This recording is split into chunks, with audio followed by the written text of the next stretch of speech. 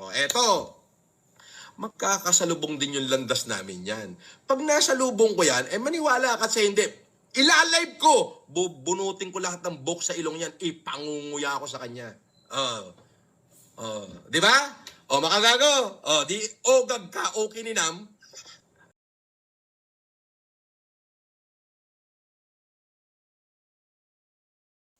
Eto mga boss, putang ina, magandang balita to.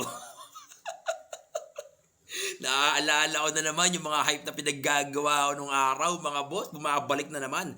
Yan ang klaseng entertainment na dapat binibigay natin sa mga tao sa kadami ng kaganapang nangyayari ngayon sa buong Pilipinas.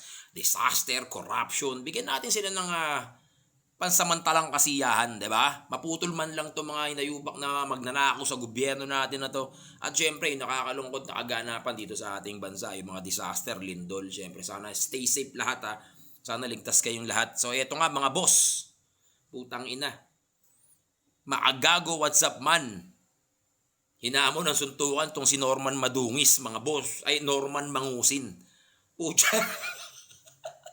Sabi ni Makagago, doon na lang daw sila sa harap ng bahay. Ituloy nyo yan ha. Kailangan matuloy ang hamunan nyo na yan ha. Huwag nyong ululin yung mga tao ha. Baka mamaya, pati yan, scripted din, putang ina, pagkukutsong kayong dalawa. Aabangan namin yan. Aabangan ko yan, Makagago. Norman Madungis ay Norman Mangusin. Ituloy nyo yan, laban na yan. Ipakita nyo kung sino kayo.